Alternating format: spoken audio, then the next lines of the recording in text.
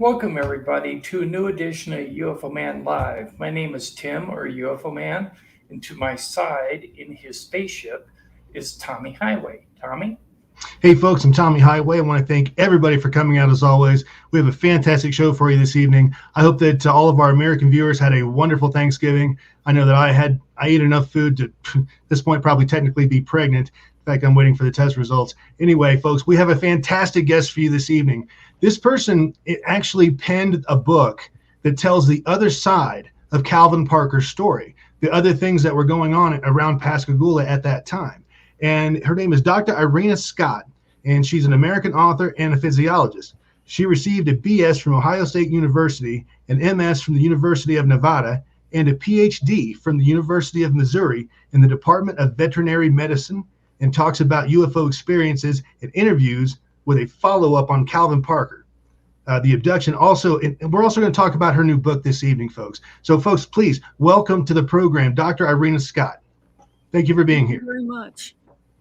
Our pleasure. Okay, Tommy, go ahead and ask the first question. Well, if you could just, I guess, Dr. Scott, if you could tell us a little bit about yourself, just a little bit about your background, maybe something about how you got into ufology, that would be fantastic. Well, my background is it's in scientific work. I tried to get into astronomy, and they didn't hire females back in those days. And so I wound up working for the Aerospace Center in physical science. And then I worked for the Defense Intelligence Agency one time in a section called Air Order of Battle, where we identified airplanes from satellite photography, which is sort of relevant to UFOs in a way. But then I went ahead and got a PhD from a vet school and continued in that profession. So I'm into ufology because I've had experiences, my sister and I together several times, and with other people. And so that's why I was interested and why I eventually got out of the closet, the UFO closet, and got into ufology too. Right. I know Could exactly you tell what us you a mean. little bit about your experiences? Well, I'll just go kind of quickly.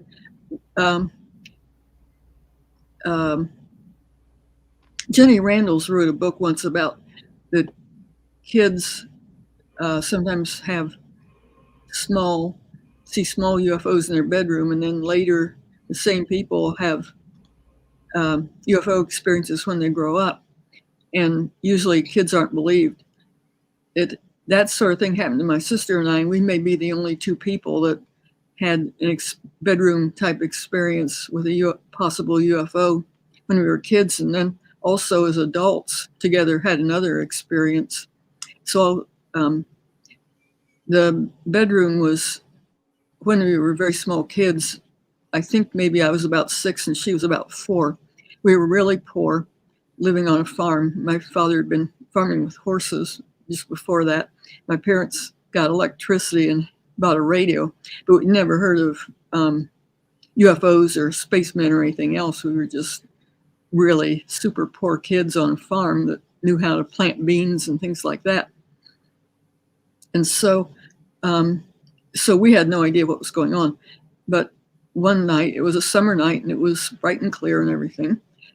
Our room had two doors that were closed and a window that had a screen on it. And so I woke up, and there was this thing flying around the room, and I couldn't figure out what it was. It looked like what they call a tic-tac object now, except it looked like a real one. It looked like a cough drop or something, and it looked like hot iron. It was kind of that color, sort of glowed a little bit, and it was just flying around the room. And it didn't blink or anything. I couldn't figure out what it was. And then I realized it was kind of guided or something. It knew where the walls were, and if it went toward a wall, it turned before it got there. It went around furniture. It got close to us, but it didn't ever hit anything. And so it just looked like something dead, but it was strange because it acted kind of alive. And we'd seen lightning bugs and things, and it wasn't anything like a lightning bug. it was on all the time.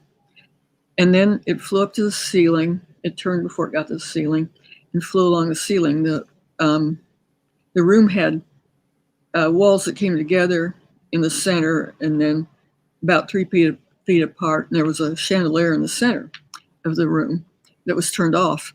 What flew to the chandelier, and it seemed to know where it was.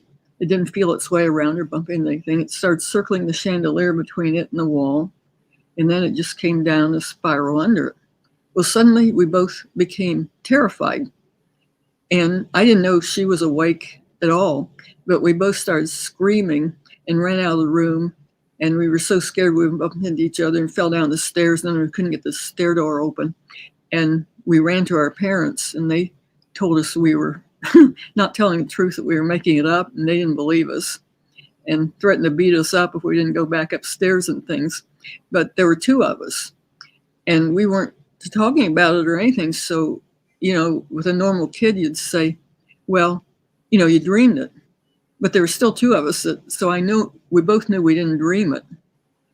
And then it was pretty funny, because we never figured out it was UFOs until I read Jenny Randall's book years later about childhood experiences. We just didn't know what it was.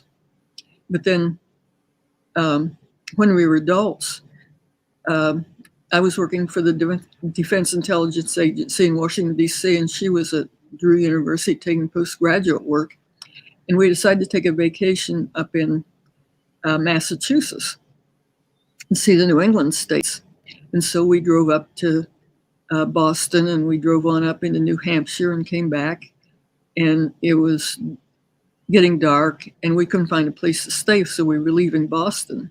And as we left, we could see a airport to the south. It was the Norwich Memorial Airport, and you could see airplanes coming in with their red and green landing lights, wing lights, and their strobe lights and landing lights, and they looked normal.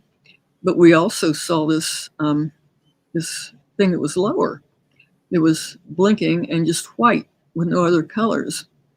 And so we went around the outer belt looking, and she kept saying she thought this was a UFO, and I kept telling her it was a helicopter blinking its landing lights. I'd never seen anything like it, but being a scientist, I explained it. And so we continued, and we went by a woods on the west side, and there was a sphere. And it seemed to have colors on the inside of red and blue, and they just went to a spectrum of all the shades red and blue in a combination. It kept going through that. And the inside of the car turned green. And I was in science, so we had some UFO experiences, but it was in the closet. You didn't go around talking about it or thinking about it, so I didn't know anything about UFOs. But anyway, the inside of our car turned green, and I wondered what on earth. And I looked at the light, and I couldn't figure out what it was. And then the green went off, and we continued, and we were arguing.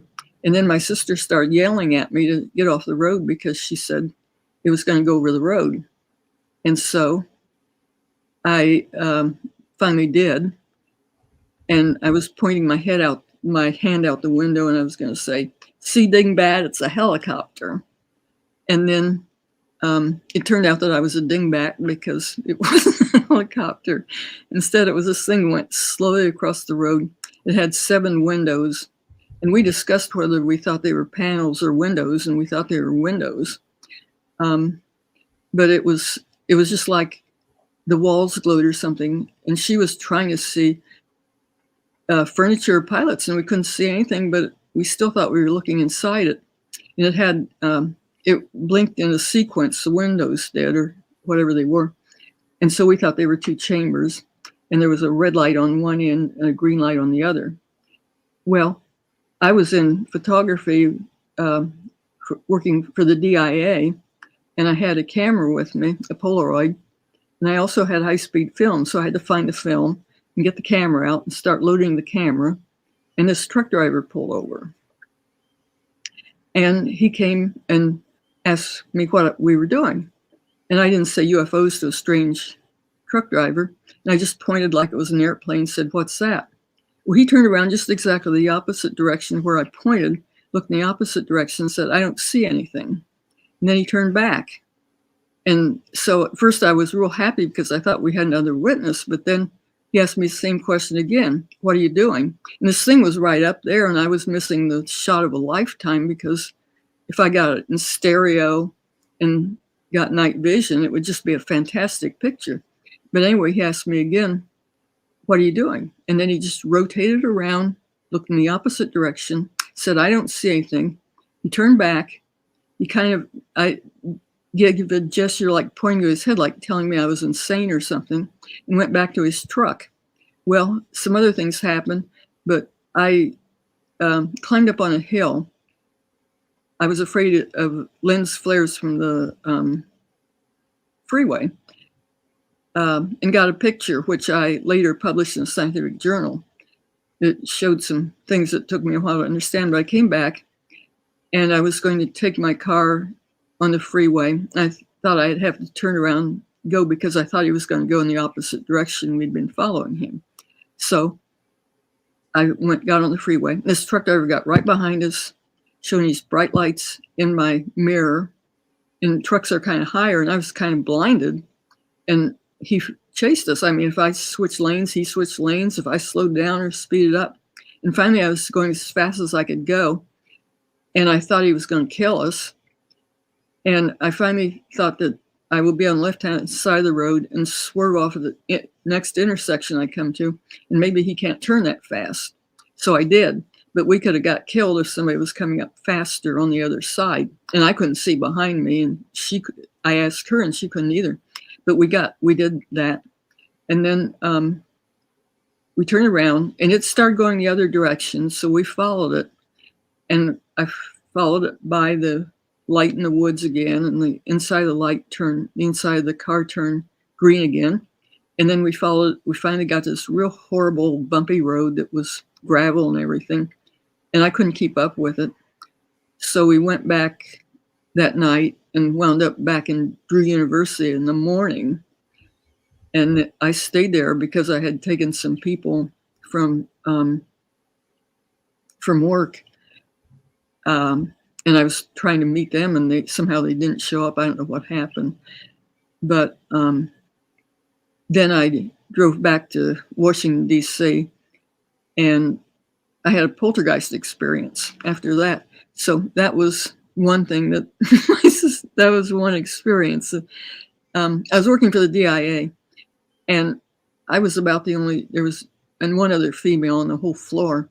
And so I didn't go around, you had a high security clearance, real high and everything.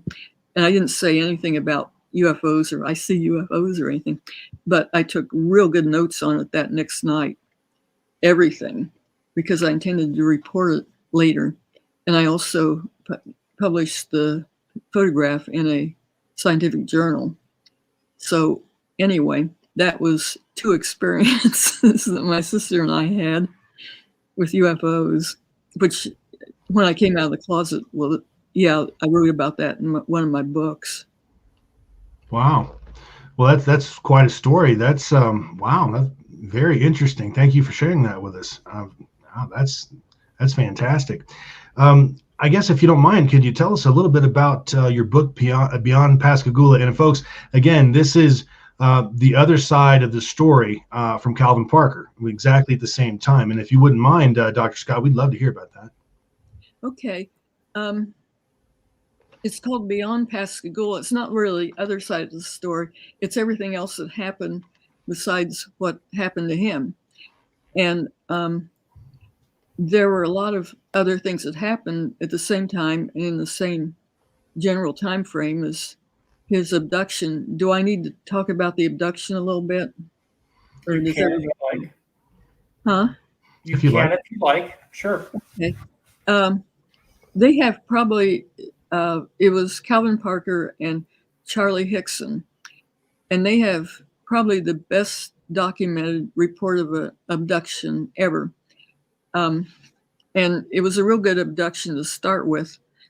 I mean, not that abductions are good, but there were 2 of them, And they reported it immediately, which is something that hardly ever happens. And so it was investigated immediately. But what happened was they were just two normal people. They'd finished work and they decided to go fishing. They weren't UFO people or anything else. They were just normal shipyard workers around the, and they were looking for places to fish, and they didn't find too many fish. So they went to this other place that was sort of marked no trespassing or something. And one of them was about 45 and one was 19. Calvin Parker was the young one. And they were family friends of, with each other's fathers and son and everything. And so they went fishing, and finally they wound up in this no trespassing place on a dock by the Pascagoula River. And so they walked to the dock from where they parked and started fishing. And the young guy it was his car, and he had a new car, and he was nervous about the no trespassing sign and everything. And the older man said, "Oh, there's no problem." And he was still worried about the police. And so they were fishing away and they saw something blue. And so they thought it was police. And he said, well, the younger man told the older man that he can go to jail because it was his fault. And so anyway, they looked at this blue thing, but it was a whole lot more horrible than police because it was an object that came by, UFO. And there was this blue, and then there was a bright light, and these things came out of it that were a real weird shape. They were sort of porky and wrinkled all over. Where you have protuberances on a human head, they sort of had things that looked like deformed carrots or something growing out of their ears and nose where, that would be in a human. And their legs were kind of together like a statue or something. And they kind of floated. And two of them grabbed the older man and one grabbed the younger man. And they were both absolutely terrified beyond anything. And then it was like they got a shot. And they just relaxed and said, "Oh, well, nothing to worry about," when they were terrified. And it happened real fast, like they got like a shot, like, if you go into a doctor and doctors give you a shot. Well, they weren't exactly put out like anesthesia did back then, which put you to sleep. Instead, they were conscious, but they just couldn't move. And so these things took them aboard. And Calvin, who wrote the book and was interviewed by you people, he said they took him in the thing and put him on, they were separated and put him on some kind of a table that was like 45 degrees, except I don't think you just kind of felt that he was there. And this thing came out of the wall like a deck of cards and circled him and sort of made clicking sounds. And it was sort of like, like a CAT scan or something. But then they took him out and placed him, I think he got 2 shots when he was in there. He was terrified, and placed him back on the deck. Well, he was just out of it, and he was staying there with his arms up in the air. And Charlie, they put him back on the deck too, and back on the pier. And Charlie tried to get Calvin out of it, and Calvin they were both just having a walking nervous breakdown. They were terrified. And then the thing made a zipping noise and flew away. Well, they didn't know what to do. And you can imagine that situation because they were working with, shipyard employees, which would be a hard people to convince. If you said, "I saw a UFO back in 1973 to some tough shipyard employees," what would happen? Well, they said they didn't want, Calvin especially, the younger one, didn't want anything to do with it and said, "Don't tell anybody." But then Charlie, he was older and he had been in the war and had life and death situations, and he could sort of adapt to it a little better. So he decided to contact somebody. And he contacted the Air Force Base, which was Kessler Air Force Base, which is what you'd think of to do. And Kessler told him that it was dark and it was night at that time. Kessler told him that they no longer investigate UFOs. And so he called the police. And you can imagine, he said, well, you're not going to believe this. And I interviewed a whole lot of people that were connected. And like I interviewed another policeman that was off in the distance. And he said, a report went out that they picked up 2 drunks that said they were picked up by a UFO and all that. And so you can imagine, what they thought. But the police were, like the sheriff was polite and scientific about it. So he brought them in and he separated both of them and got the story from both of them separately. Then he put them in a room together and somebody interviewed him and the interviewer left. Well, what they didn't know, and they kept on talking to each other, but what they didn't know was there was a tape recorder hidden in the room, and the police were going to trip them up if they were hoaxing and get them, laughing and saying, oh, you put one over on them on the tape recorder. Well, the tape recorder showed that they were both terrified, just, beyond themselves. And Calvin, I think, said he felt like he died in one place and everything. I mean, you could tell it was sincere. I mean, it wasn't anything rehearsed. They were just saying, oh, this is awful. And so anyway, this was called the mystery tape. And so there were several things to document what happened to him. One is that the mystery tape, 2 of them saw it. And then another thing was that a lot of other people saw something that night. The sheriff said that there were about 50 reports of UFOs that very night. And, from other people and that were registered and a lot more that weren't. So something was really going on. And then, so this made the news just all over the world immediately. And they had trouble at work the next day because there was media trucks and everything else there, with their extensions and their radar and everything else. And they just constant phone calls. And so this was pretty unique because it was reported immediately after it happened. And they were interviewed immediately after it happened. So this is probably the best documented report of an abduction ever. Also due to the work that Philip Mantle and I did of interviewing other people and getting other witnesses. So it was very well documented. Could you tell us a little bit about those other people and what they saw or experienced? Yeah, the very first person I talked to, Calvin had been I think given a library presentation. He hadn't talked about it. That's another thing that made people think he was sincere is he didn't want to talk about it. He didn't want to be a strange UFO freak. He wanted to be a normal person. And he didn't talk about it for about, going on about 50 years. And finally, Philip Mantle and his wife convinced him to talk about it just a few years ago. And he wrote a book, 2 books now. But due to the fact that, he didn't even want to talk about it or want any of that fame or anything else, that was another reason why people believed him. But anyway, after he was coming out of, his dormancy, whatever you call it, he gave a presentation at the Pascagoula Library.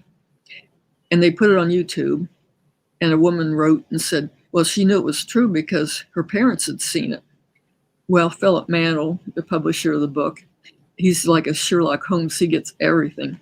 He contacted her, and he's in England with an English accent, and he wanted somebody to interview people here. And so he asked me to, because I'd published a book with him before, 2 books or 3 books, 2, I guess, at that time.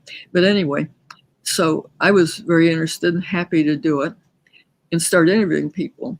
So he gave me the name of this woman's mother, and I called her, and she said that what happened is that she and her husband were on by a pier on the opposite side of the Pascagoula River from where the abduction took place. And her husband was waiting for his supervisor to come because they were going on a boat that it was, tied up at the dock. And whatever they did, I don't know what it was. But anyway, the supervisor was late. And so they were sitting in their car waiting. And the man went to sleep, and she was looking out the window. It was dark and night and everything. And she saw this thing flying around. And she said it wasn't like a normal airplane. It was just flying around, just randomly flying around. And she kept saying that pilot doesn't know where he's going. What's he doing? What's he looking for? What's he doing? And it just wasn't flying like an airplane to go over. Well, this was just, And so after a while, her husband decided to take his clothes to the ship. And so they got out. And when I called him, first of all, I talked to him just for a second. And he said something about a big splash, and he thought it was a blimp or something. Then he handed the phone to her. Well, she said he was a skeptic or a debunker. He didn't believe in UFOs, and he thought the whole thing was crazy and everything. And so anyway, then she said that that as they were walking down the pier, this thing came out of the water, and it looked like a man. And she was very, very emotional about it. And so I asked her about it. And she was just emotional. And I asked her if it was a fish. And she said, no, it looked like a man. And I asked her if it was a porpoise. And she said, no, it looked like a man. But it went back in the water, and it didn't come up to breathe again or anything. And so anyway, they walked out onto the ship and left his clothes. And that was about 9 o'clock. And for some reason, she didn't come back until about 12. And she was terrified, and she ran down the pier and jumped in the car and left. Well, she was so emotional about this man that I called her several times, and I talked to her and wrote to her for a long time. And she was just really emotional about that man that came out of the water. And so anyway, then her husband unfortunately became very, very ill, and he died. But just before he went on a ventilator, he told her, he'd been a skeptic all the time and had always told her nothing happened, that he didn't believe in UFOs. The whole thing was hooey and everything. Well, he told her they'd been abducted and that he didn't ever want to talk about it. And he remembered being on board. He remembered these creatures or things or whatever you'd call them that got him. And he remembered being on board. And then he remembered these things swimming across the water and the UFO taking off. Well, and then he went on a ventilator and he couldn't talk. And so she didn't find out anything more about it. But that was something totally new to her. And all the time I'd talk to her, I didn't understand why she was so emotional. And then I thought, well, maybe they'd been abducted, because that's what her husband said. She taped that, and also they called Philip Mantle, and he talked to Philip Mantle and told him. But then he went on the ventilator and he couldn't talk. So she didn't find out too much more, and she doesn't remember too much. She remembers a bright light and things like that. And I think it's slowly coming to her, but she doesn't remember being on board or anything like that. She just remembers a bright light. And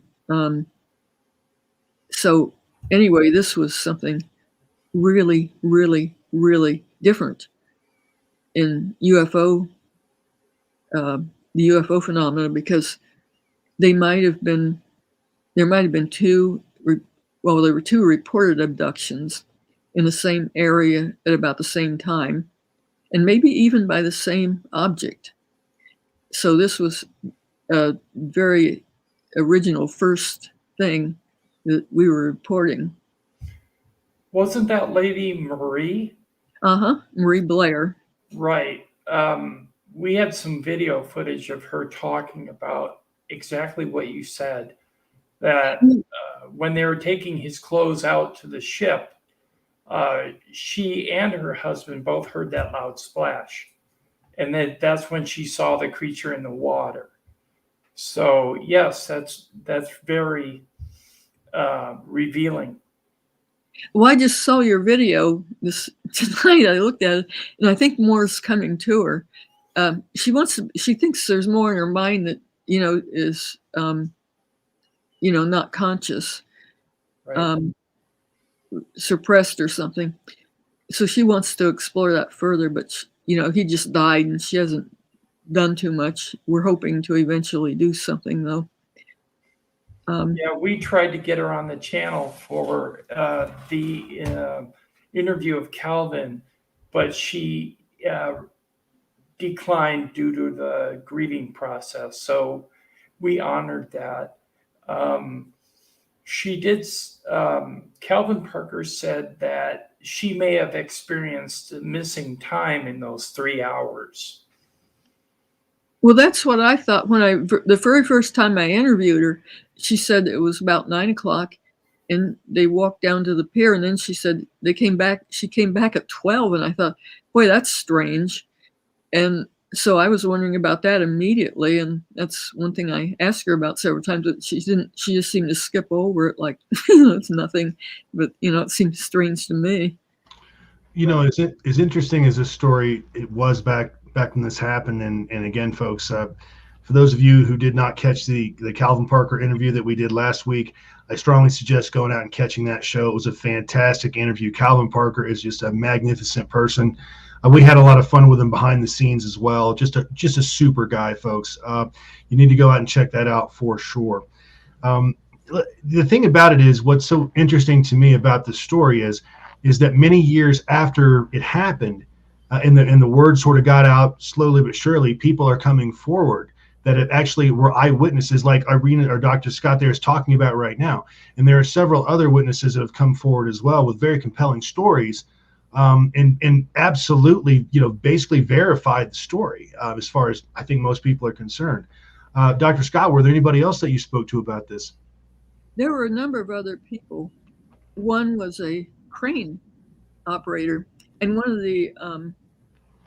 of the criticisms of the abductions account and everything is that they were by a big bridge going across the Pascagoula River, a highway bridge, and there were people around the river. I mean, it was at night, so there wouldn't be a million witnesses.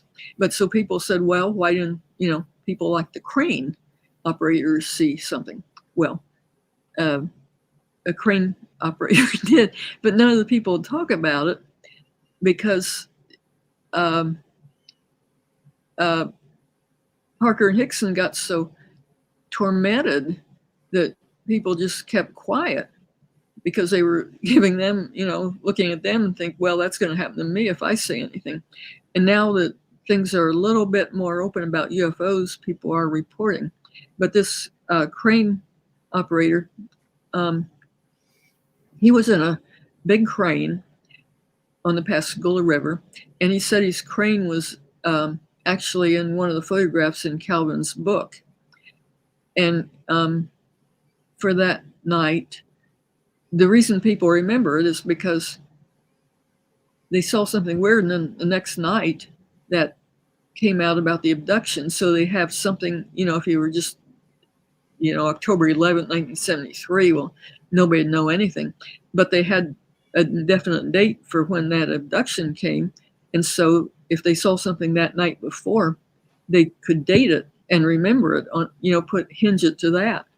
So anyway, this crane operator said that he was working on his crane and he would look at the Pascagoula River and he saw this funny thing, and he described it as sort of bluish but transparent like plastic. And he couldn't figure out what it was. And he watched it, but then his supervisors were there, and they were under the crane and around, and something was wrong with the crane, and they were trying to repair it. So they started giving him instructions, pull this lever and do that and that. So I had to take his eyes off the thing. And then when he looked back, it wasn't there. But he said that was the night, that same night of the abduction. So it was like a crane operator did see it, but he didn't say anything about it for, like 50 years. Right. Was that Lewis Lee? Uh-huh. Okay, yeah. We heard a little bit from him. He did explain that he could see through it, which was interesting because when it landed and Calvin and Charles supposedly saw it, it wasn't see-through anymore. Well, what was funny is that, just occurred to me not too long ago, when my sister and I saw that object over around Boston, we looked in it, and it had these big windows. And we thought, we should see pilots, we should see people looking out or anything. Well, it was nothing, like it was the walls glowed, but it was a real bright light. And that is sort of what Calvin described as the walls were, the light was coming from the walls. You couldn't see anything else. And, it sort of happened to us too. It was this horribly bright light. So, we sort of had the same experience in a way. Another person was, another thing that happened that same night was in this Dolphin Island. And that's an island right off at the end of the Pascagoula River. And I interviewed this man that had a pretty good position. And he said there were 4 cousins, they were all alive, I guess, who had gone doing something in the island on their dune buggy. And they were coming back, and the dune buggy was stuck. And they were trying to dig it. They were putting boards under it. They were putting, logs under it. And it was really stuck and nothing. They couldn't dislodge it.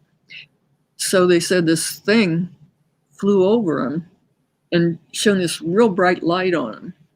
And it was so bright they could see all kinds of colors and the grains of sand and things. And they were absolutely terrified.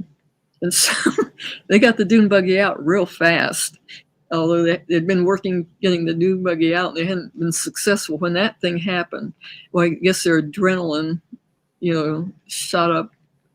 And so it was like they lifted the dune buggy out and got out of there fast.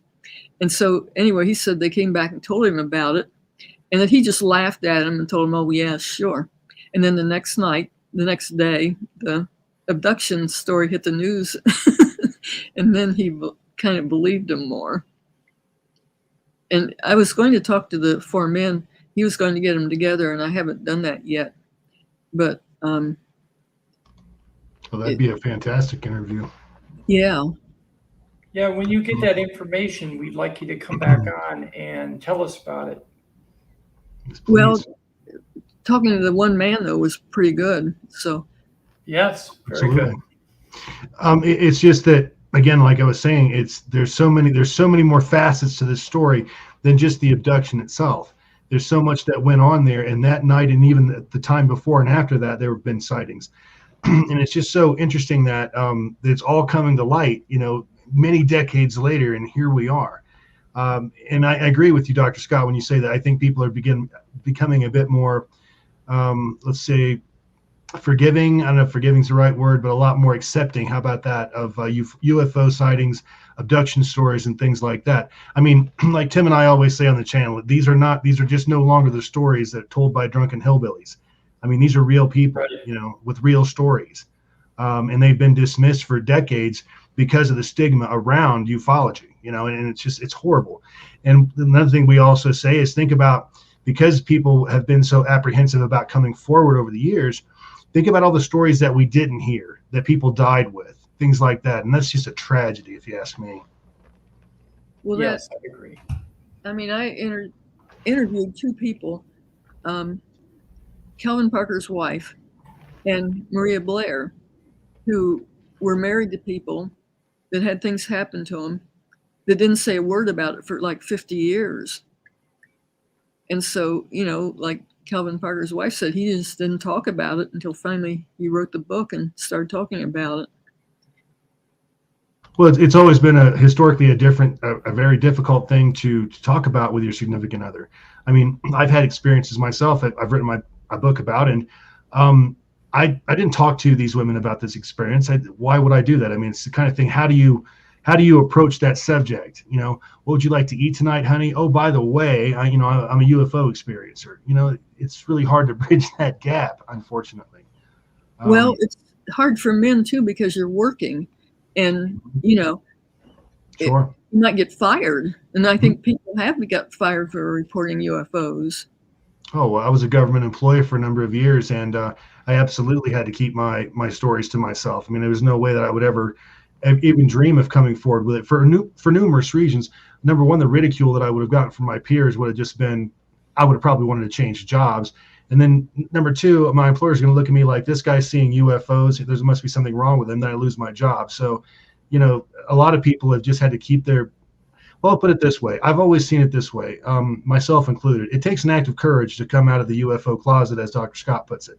It really does take an act of courage, because a lot of things changes in your life when this happens, folks. Yes, I was a government employee as a soldier in the U.S. Army. I had a high security clearance because I was handling nuclear weapons. So what I'm going to say to you is this.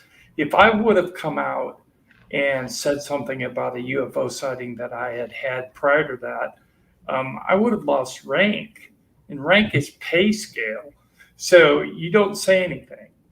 Because if you do, you lose money, you lose, your respect. So I didn't say anything either until probably the mid 1990s. Mm-hmm. Once you get away from the government service for a while, it gets a lot easier to tell your story. And the Dr. Scott's point, it's a lot more, people are a lot more accepting these days. So we're kind of in a really interesting, I think, point in history in terms of ufology, because a lot more people are waking up to this. We've got the government UAP report, though 8th grade book reportish as it was, it did at least acknowledge the fact that these things are indeed real and they are flying around up there. So at least we've gotten that far. Now we've got the stories from folks that Dr. Scott has interviewed with Calvin Parker and on all the people that experienced that event. And it's all coming together, and you're seeing a much bigger picture because everyone comes together and adds a smaller piece to the puzzle. And that's fantastic. And we want to thank you for that, Dr. Scott. Thank you. This was fantastic. It really tells us that there's a lot more that went on with the Calvin Parker story. Yes. Well, there were other witnesses. Oh, yeah, there please. was a Susan Snow. Did you ever get to talk to her? Yeah.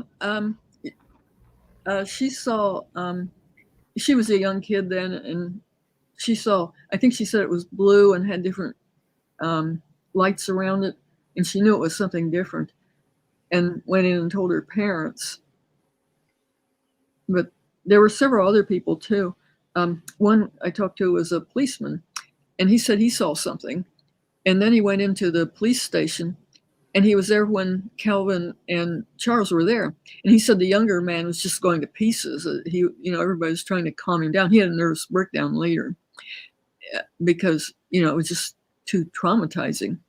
But then there was another man that I talked to, and he was in a car. They were going to go, I think they were pool players or something.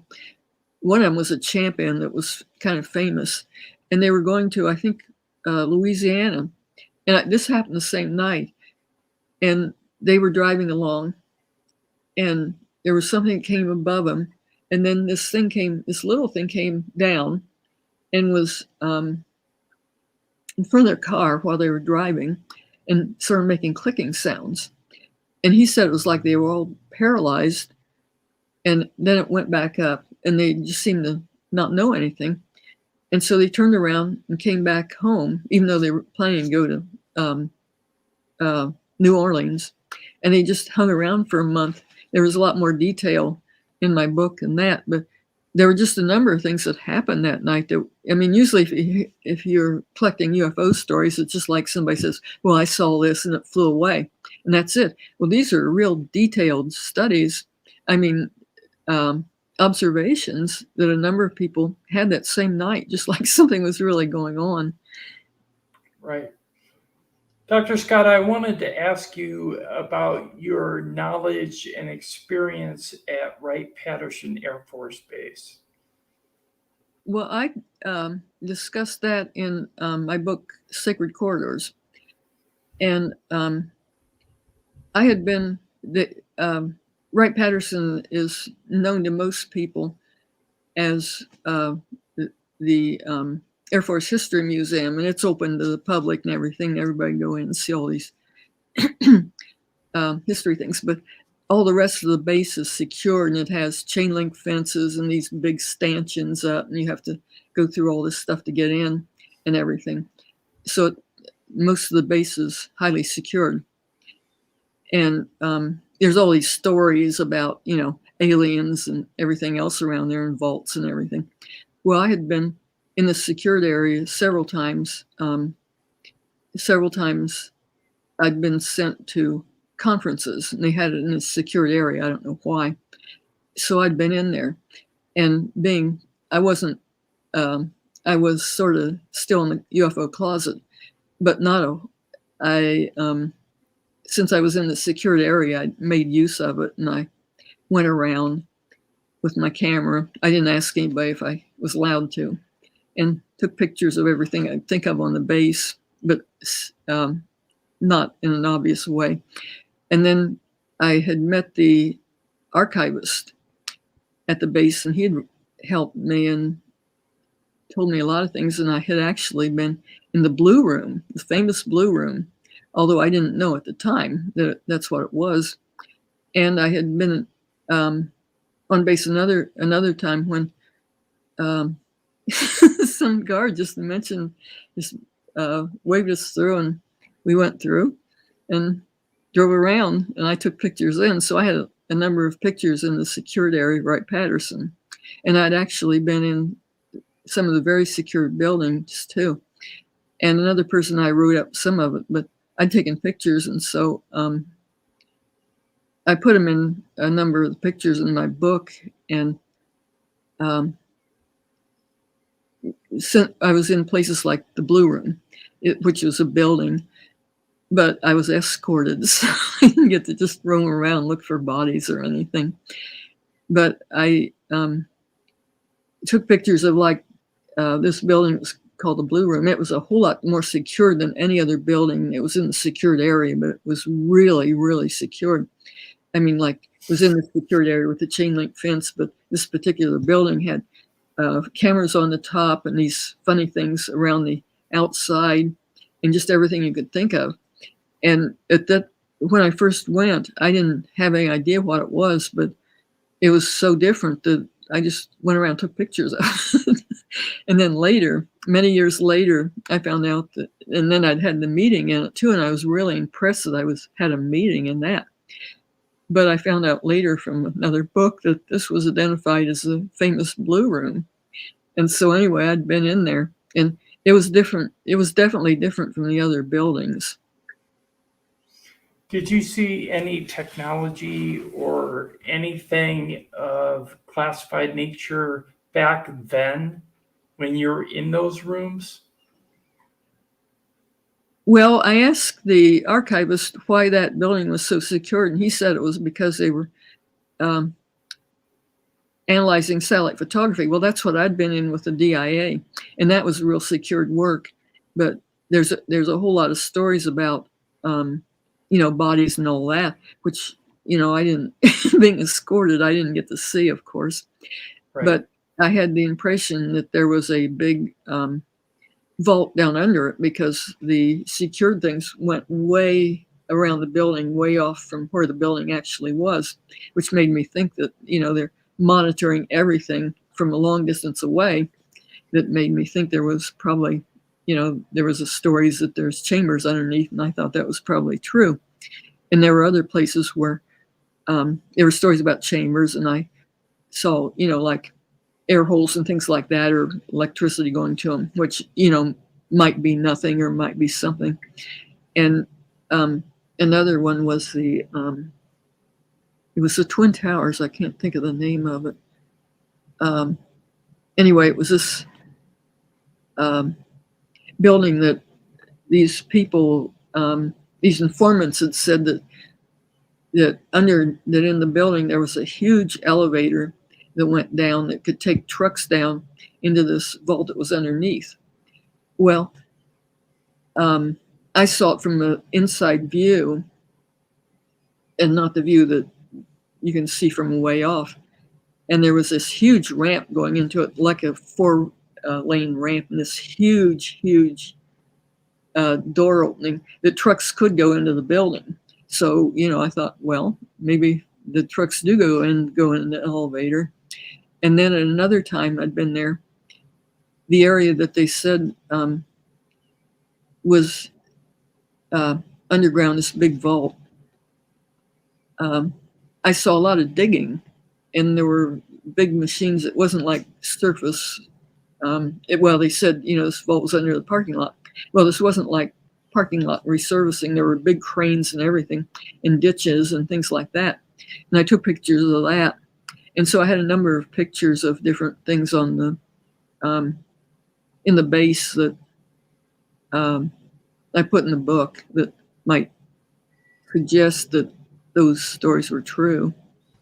Right. Well, growing up in that very area, I can tell you that in the 1970s, when I was in grade school, I had teachers that would talk about it and freely talk about it. And everybody knew about it, and everybody knew the stories about the underground chambers and vaults or levels or whatever. And we also had always heard that the Roswell crash, as well as some other wreckage, had been sent there. And the reason being is that because that was the most secure facility they could put it in, that actually had the capability of analyzing it, because that's what Wright-Patterson does. Essentially, one of the big functions that they actually do there is to take like Russian Hind helicopters and Russian MiGs and sort of reverse engineer them. So they're already sort of geared toward that anyway. At least that's what I was always told growing up. And I'll tell you, you see all kinds of stuff, weird stuff in the sky around there, folks, growing up. I mean, just weird lights, weird stories, you name it. I mean, I'm absolutely convinced that at least a lot of that stuff is true. Yeah, I've seen a lot of documentation, classified documents that are now unclassified, that insinuate directly that a lot of wreckage has been transferred to Wright-Pat. In fact, we covered a story a while back, Tommy and I did, in regards to a UFO crash just over the Mexican border that the U.S. went in and recovered. That was transferred to Wright-Pat. So and that was a relatively recent UFO crash. It wasn't like 1947. This was recent. Like when was that, Tommy? In the 80s or 90s? I want to say that was in probably the 80s, but no, wait a minute. That might have been the 70s. In fact, it was the 70s. 70s, okay. Now, the South African thing, that crash was also another one where they took the actual craft itself that was given to the United States by the South African government. Now, the story goes, the reason they did that is because they had 2 living beings, and that they couldn't get them to eat. They didn't know what to do with them. And I mean, it's South Africa. They're not, at least back in the 80s, they were nowhere near as developed as the United States. So I guess the United States went out there with several of those giant cargo planes, brought the stuff back, brought the aliens back. Don't know what happened to the bodies, but I did hear that the wreckage actually ended up, at least at first, at Wright-Patterson Air Force Base. I heard actually in regards to that case, I actually heard that the 2 living aliens were originally taken to Area 51, and then after because they had like a life support chamber there, where their atmosphere could be activated so that they would stay alive. Because our atmosphere is very dangerous to off-world visitors, I would think.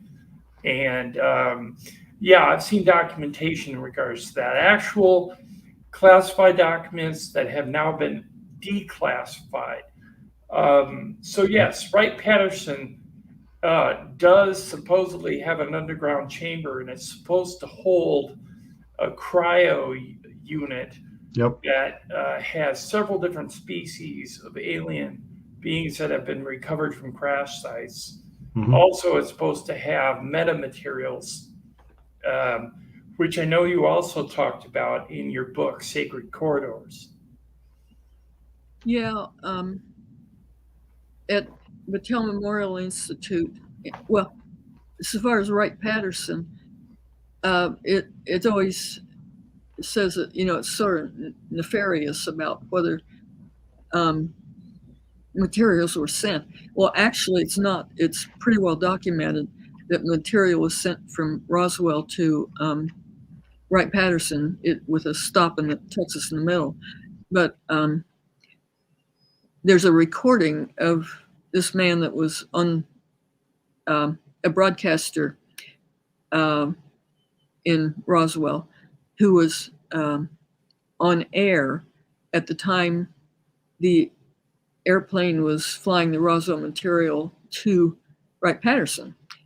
And he stopped right in the middle of his thing and said, well, I called Wright-Patterson and they're on the way there. And so that's pretty well documented. Something was sent, even though, they're saying, well, that didn't happen. I mean, there was a stop at Fort Worth, I think, and then it went on. But he was right on the air and said he just called Wright-Patterson and they were on their way there. So it's about as much documentation as you need, because they have a recording of him on the air. Right. So that confirms that there is metamaterials, or there were metamaterials at Wright-Pat. Yeah, well, at Battelle Memorial Institute, I used to work there and I knew people, and they did a study of UFOs, Special Report Number 14, for Project Blue Book. And so right. I knew some of the people that were connected with that too. And one thing they thought was strange was this study was to be a statistical study of UFO reports, and they were designing a questionnaire. So you'd think they'd hire psychologists or statisticians or something for that kind of work.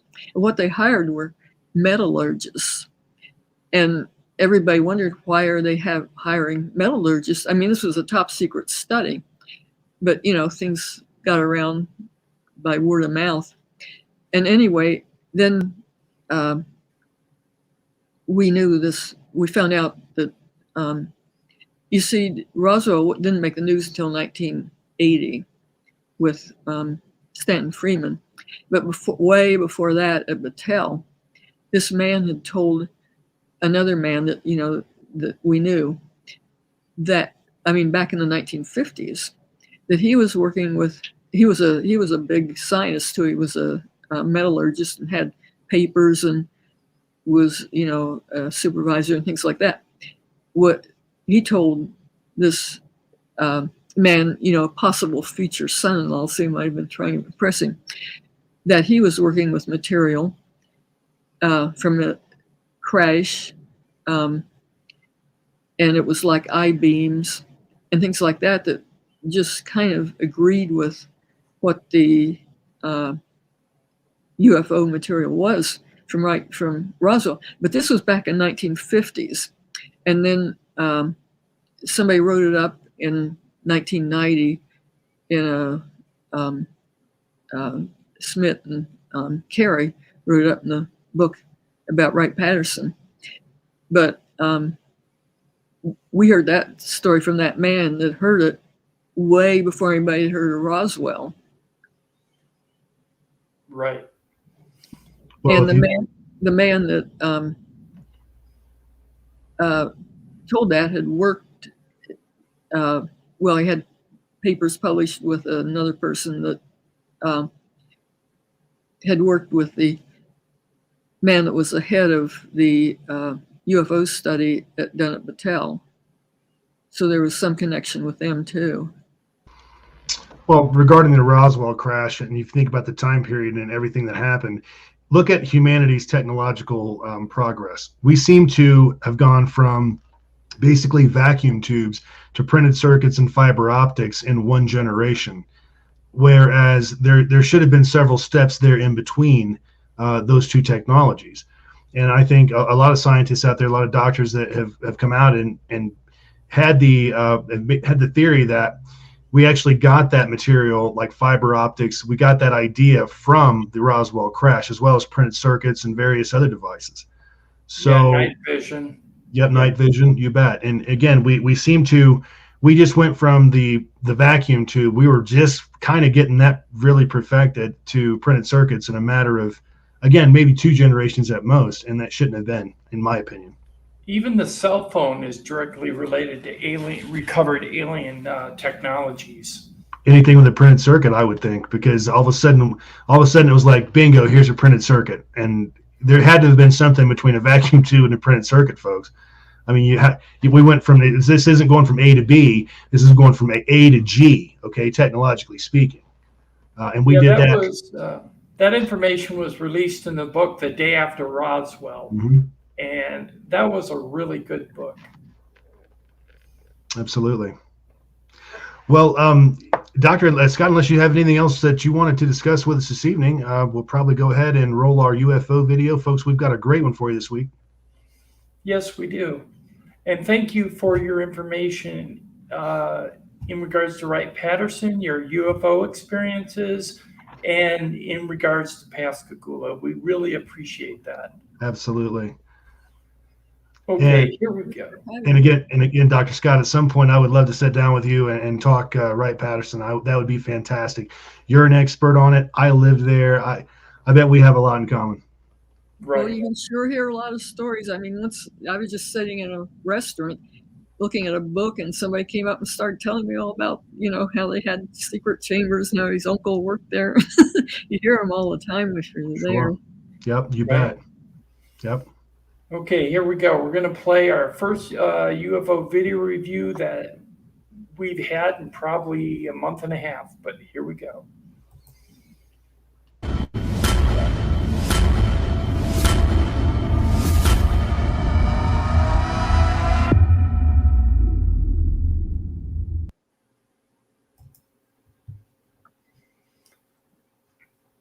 Okay, there's no sound, so we can't comment on this. This was thought to be a Tic Tac UFO sighting. It's over Barcelona, Spain. It does disappear into the cloud cover. And I will show it closer so you can get a better look.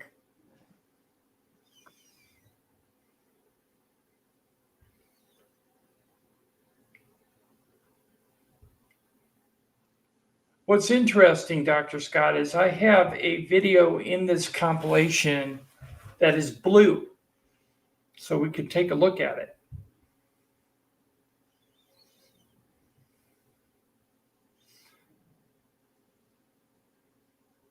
Okay, here it goes past the tower.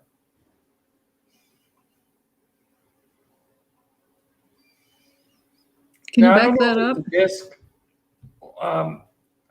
it's hard to back it up. Okay. Sorry.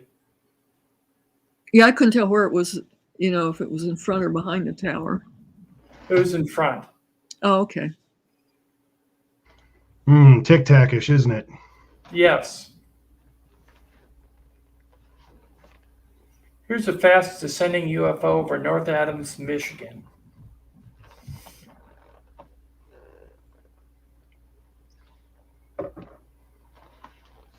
Now, as Tommy and I have discussed several times in the past, a digital camera doesn't focus on the object very well. It's always trying to figure out what is there. Right. So I feel that this image has been blurred by the digital interpretation. Thank you. Don't know what that is, but it just isn't really enough there to... The witness claimed there was absolutely no sound. There were multiple lights. It was white, and black and white. filter was used here to bring out the detail, but it's very difficult because of how bright it is. But there were at least 3 to 4 lights, all white in color, no red and green navigation lights. Nope. And no sound. Does it look like maybe it's rotating? Or is it just because it's maybe going through the brushes are making it look that way? But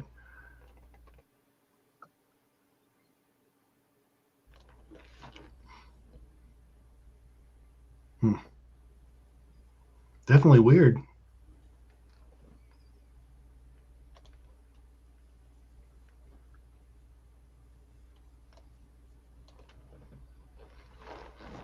What do you think, Dr. Scott? Don't know.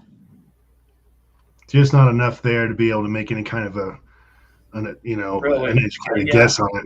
But it's still different. The tree is definitely blocking it. Yep. Snoopy's asking how far away was the witness. Do we know that, Tim? Yeah, he was about 100 yards away from it.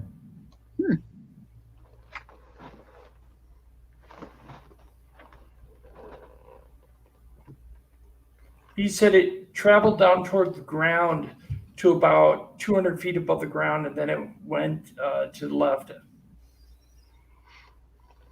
This is a UFO passing a jet. I cannot tell you what type of UFO this is because it looks like 3 lights joined together. It does, and it's certainly not any kind of commercial traffic or even military because they're not going to be flying that close to, to civilian airliners like that. It just they don't pull up and wave at each other, and that could be a few thousand feet, higher than the jet for all we know. But it sure looks like it's pretty close. And again, it does not have the silhouette of a jet aircraft. I mean, it looks like a cylinder or something. The 3 lights, like you said. Wait till we bring it in closer so you can take a good look at it.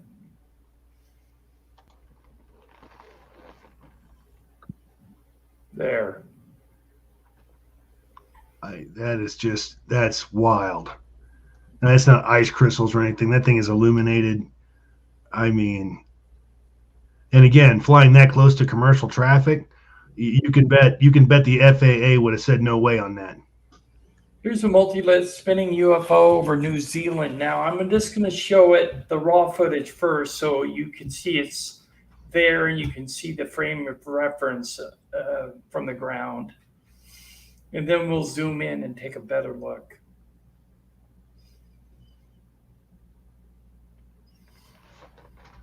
Okay, this is the blurred image that was filmed.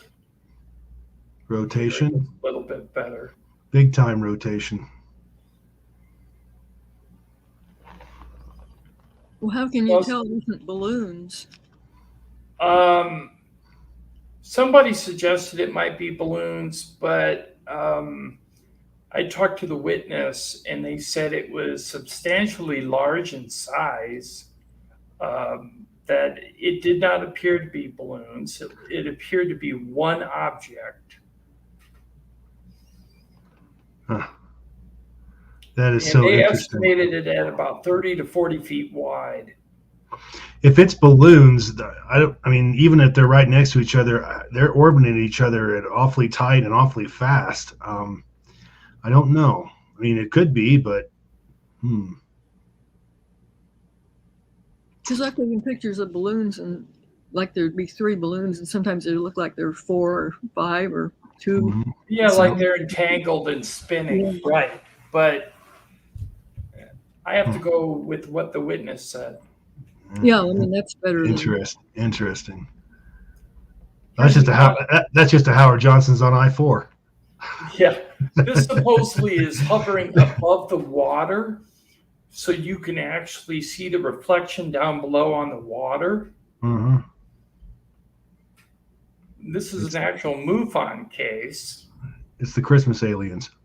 They've come back. They're looking for Santa. He owes them money. I thought it was quite interesting because of the patterns of the lights, how they're flashing. They're not flashing randomly. It does they're have not a pattern. flashing like an airplane, and Pardon me? they're not flashing like airplane lights. No, Right. the silhouette's wrong. Well, that is interesting, isn't it? It's staying in one spot too. It's got to give me my Christmas tree screensaver this year, I think. I Did could they hear actually see anything? you doing that. What'd you say, Dr. Scott? Did the witnesses hear anything? No, no sound. And now, if you look here, I don't know if these lights are coming to join the object or observe it. It may be some type of aircraft, civilian aircraft. It's a weird profile if it is. Yeah, It's I not. don't I mean, know. look at that. I mean, a helicopter. That red light should be on the tail. And look at it. It's. I don't know. I think it's part of whatever's going on there. Is what I think. Could be because there's a third light down below. See it? Yep. That just got real interesting right there. Huh.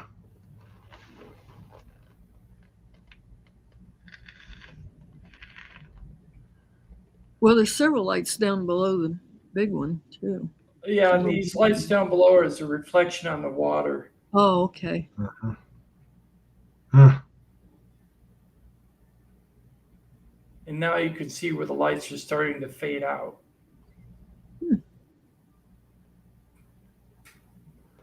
I mean, maybe drones or something, maybe, but I don't know. We've been fooled by drones before, but well, I don't know. I've never seen drones just fade out.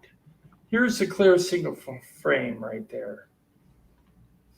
Here are 4 lights over Washington, D.C., submitted to MUFON. Still under investigation, too. Now, these are just white lights.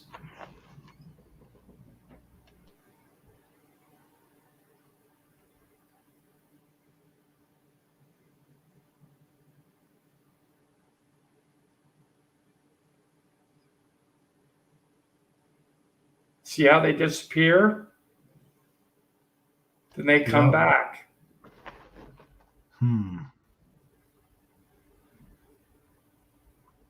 I don't know what those are. I don't think they're flares. No, I don't think so either.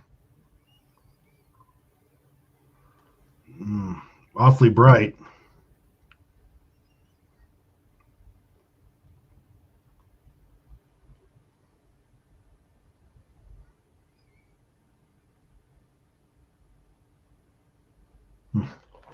Unknown. Yeah, it's an unknown. It's kind of hard to tell with no real frame of reference as to what's behind that. Mm-hmm.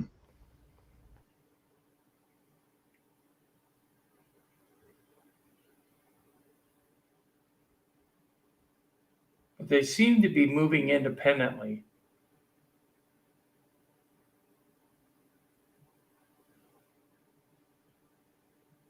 Yeah, that's not normal lighting on one drone. I suppose it could be more than one, but it's not.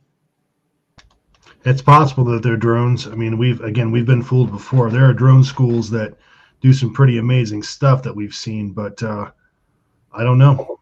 Although I gotta say this, I always check with witnesses who send me footage whether there was any sound noted. And in this case, there was not. Yeah, drones make a lot of sound. Yeah, drones are noisy. Interesting. You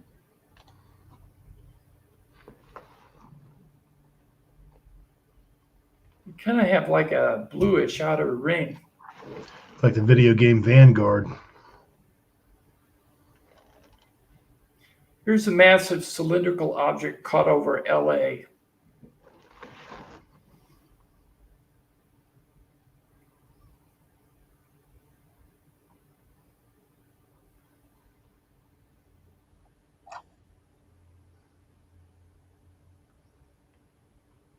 Now I had to stabilize this footage because it jumped all over the place. And I brightened it by 0.50%.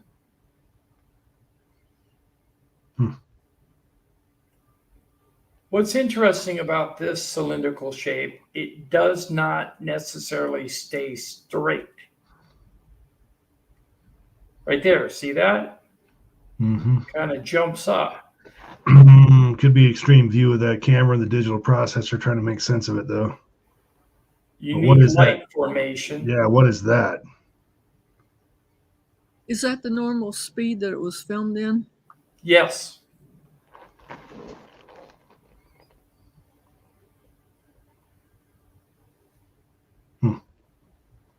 Interesting.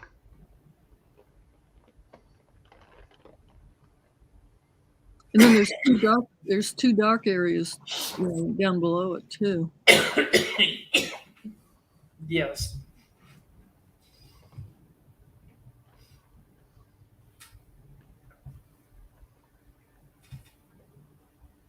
Do we have any idea how far away the witness was on this one, Tim?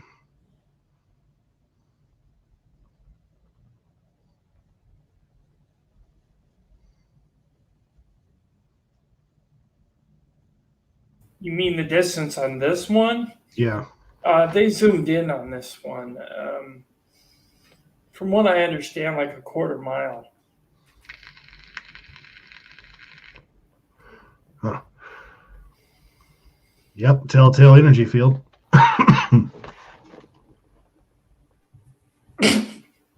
Excuse me. Well, that's definitely not supposed to be there. I mean, it's possible that it's some kind of a balloon, maybe, but I don't know. It's odd looking for a balloon.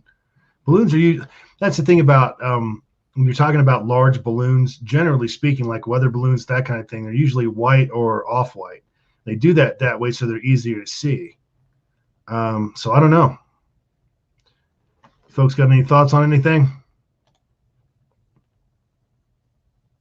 Well, I live close to several airports and see a lot of unusual flying things. Some of them go to Wright-Patterson, others go to Sure. Rickenbacker. And you can, when you take videos, especially at night, there's all kinds of distortions. Mm-hmm. And balloons look, I mean, I have a YouTube channel and I have different views of balloons that, it'd just be a normal reflective balloon, but it'll take all kinds of weird shapes and everything if you watch them, you film them in the video. Renee Cruz, let's hope not. Huh. What are you?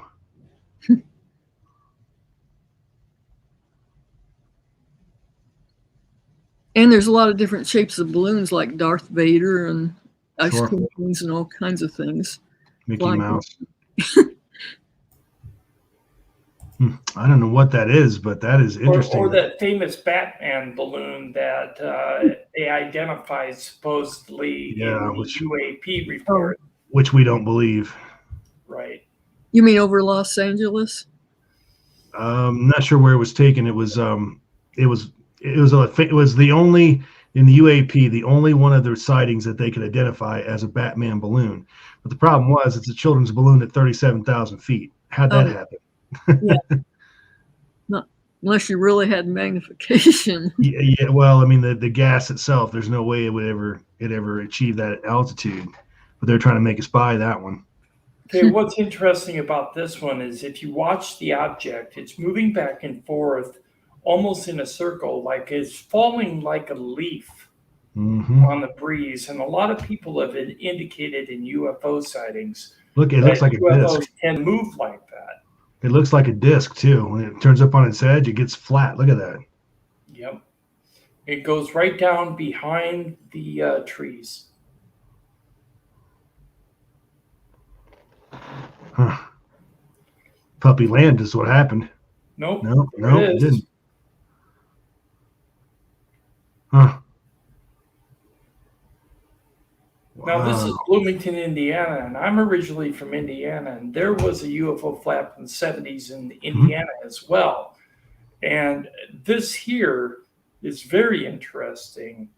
I remember my mother saying that she saw a silver disc in the sky in the 70s, and this is not necessarily silver, but it is disc-like. Yeah, it's a disc. Whatever it is. Huh. Yeah, it doesn't have airplane lights on it. No. No, Nothing turns that tight anyway. Yeah, that's really something. That's put that in the definite maybe pile, Tim. yep.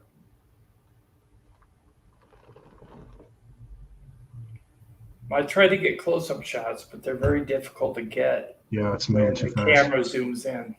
Mm-hmm.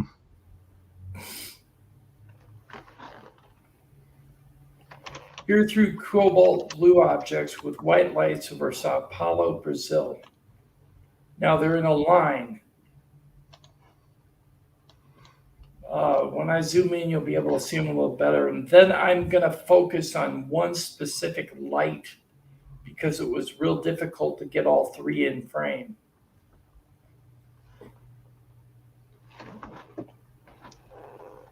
Now, we were talking about the Pascagoula ship being blue with a possible whitish center. These are definitely blue, and they are showing what appears to be white lights around the middle. Yep. Well, that's Now, something in common with the Pascagoula. A lot of them, blue isn't a normal aircraft color. Nope. I mean, Oh no. red and green and white, Mhm. but not blue. And there were a lot of blue people that saw blue during that flap. right now, this has white in the middle. Now, I don't know if those are lights or windows. That's just something you don't see every day. Yeah, it's a very definite cobalt blue. Mm-hmm. Yeah. I slowed down this footage by 3 times so that you could really get a good look at the lighting pattern. Here's a UFO that I thought was exhibiting bioluminescence, kind of like a jellyfish.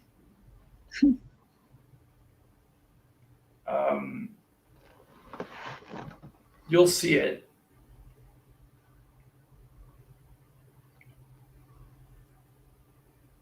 I'll point it out.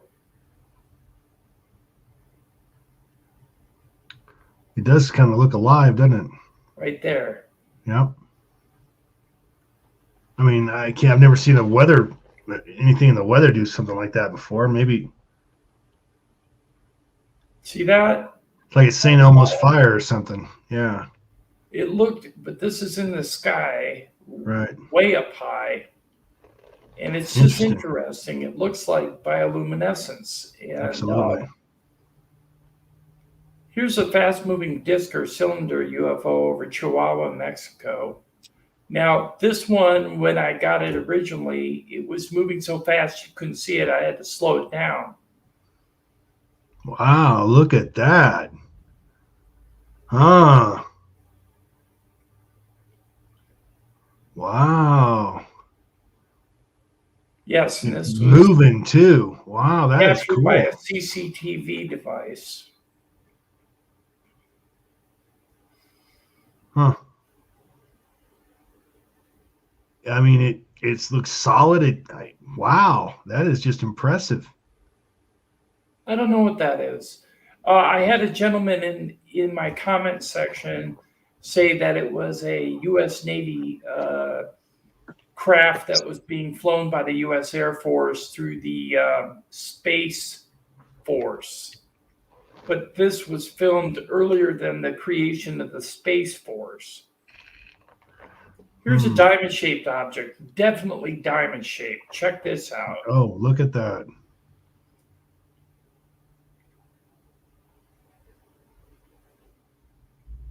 Huh. What's the I've never background? seen an exactly diamond-shaped one. This is the first.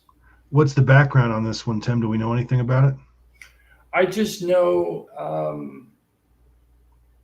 there was no frame of reference in this video footage when I received it. All I got was where it was located and the duration of the sighting and how big they thought it was. Did they have information on whether it was going against or with the wind or anything like that? It was actually moving against the wind Oh, good. in West Texas, October 17th, 2021. Outstanding. Okay, so we've come to the end of our UFO video review for 11/27. Hope everyone enjoyed it. Absolutely. And folks, well, we're very privileged to have Dr. Scott. Do any of you folks out there have any questions? If you go ahead and type them out there, and we'll see if she gets those. Anybody? Bueller? Yeah, Bueller. Okay, well, we'll do this. We're going to show some things first off. I'm going to let you see her books on Pascagoula, Beyond Pascagoula. Here they are. She has a hardcover or a soft cover. She's got a Kindle and a hardcover book. You can get It's all four. Pardon me? It's all four. It's Kindle, hardcover, softcover, and audio. Right, and you can get it on flyingdiscpress.com, or you can also go over to Amazon, and they have it there as well. We suggest very much that you go over and pick up this book, because if you're really interested in Pascagoula, this would be something to look into. Absolutely. Also, she's got a book called UFOs Today, 70 Years of Lies, Misinformation, and Government Cover-Up. Check that one out. She's also got Inside the Lightning Ball, Scientific Study of Lifelong UFO Experiencers, which would include alien abductions. If I could real quick, Snoopy just asked a great question. Does Dr. Scott think that the truck guy was a man in black, or let's go a little further, not even necessarily a man in black, but do you think that guy was there because he knew what was going on and he was there to deter you from it or whatever? Yeah, that's a possibility. Well, after many, many years of thinking about it, basically I didn't know what he was. I saw him at the same time as we were having a close encounter. But I just found out something interesting from my sister recently. A couple months ago, she found a letter that she wrote to our mother the same day that we had the experience. I mean, the next day after we got back. And I asked her, when I was talking to that man, what she thought. And I assumed she knew he was there. Well, she said she didn't know he was there. And she said that when that thing was flying over, that she was looking inside it, and she was just so fascinated by the fact that she couldn't see anything, and it was lit up. And well, when she wrote her report, well, she said, I seemed to take a real long time getting my camera out, and then the object that we were watching seemed to be in a different place all of a sudden. And I didn't notice that. I ran up the hill and took a picture, but I didn't notice that until I thought about it later. But she knew that he chased us in our car, but she didn't know he was there. And here this man, and I assumed all the time he was a man. I mean, I think I assumed it, and I wondered. But usually if you point at something, somebody looks in that direction. They don't turn around and look in the opposite direction. And he repeated that. I mean, he turned around, looked in the opposite direction twice, so he knew where it was, but he looked in the opposite direction. And that eventually makes me think that he was some kind of a not real or something, because my sister seemed to not know he was there at all. Right. It even crossed my mind that he was there to distract you away from the sighting so that you couldn't take a picture. I would have made a wonderful, just a beautiful picture. And, I was in photography with the DIA anyway, and it was so irritating. But I think I am sort of coming now to thinking that, well, that first thing that happened to us in our bedroom, it was like we were with some kind of mind control, because we both woke up at the same time for unknown reason. We both got scared at the same time. It was like it was just like this thing was a little thing that didn't look alive at all, but it was like something was affecting our minds. And in this other case, I always assumed that my sister saw him, although I should have known, because when I ran up the hill, well, she kept trying to stop me. And I kept saying, well, you have to guide the car from the man. Well, she didn't know. I know now that she was trying to stop me because she didn't know the man was there. But I didn't realize that at the time either. So it was pretty weird. And also, when I took my picture, what I reported in the scientific journal is that when I took the picture, it was farther away, but it was of 2 blinks. The thing was blinking. And there were 2 traces, though, of each blink that were different. And all I could see was one light. And so I concluded that this had a light on it that wasn't in the visible range, like possibly laser light, which I put in the scientific journal. It was accepted. But, they could make holograms and things with laser light. And right. Maybe very advanced things. Sure. Dr. Scott, we want to thank you again for coming out. Just a wonderful, wonderful show. You were a great interview, wonderful stories. You're certainly welcome to come back anytime you like. We're very honored to have you here. And folks, we want to thank everybody else for coming out this evening. I hope you enjoyed the show. I know that Dr. Scott was a very interesting guest. Go out and grab that book. Matter of fact, go out and grab all of her books, but especially if you're interested in the Pascagoula event, go ahead and check out Beyond Pascagoula, folks, because again, it's the Calvin Parker story, but all the other stuff that was going on around it. And there's just so much there. There's so much material. So many witnesses have been interviewed, folks. You've got to check that out. Yeah, and it just came out this year, so it's a brand new book. So get over there and pick up a copy and have a good read. I want to thank everybody in the chat room for participating this evening, and we want to thank everybody who participated online. Dr. Scott, any last words? Well, I have 2 last words. One is that there was a strange noise that I was sort of part of. It happened at the same time as the Pascagoula, and I did a lot of study of that, and it was never explained, and there was a lot of physics involved. And I went through a lot of studying, examining it in the book, and I couldn't find an explanation for it. The other thing is I'll be in a UFO mega conference in Las Vegas at the end of March, and can sign books and meet people.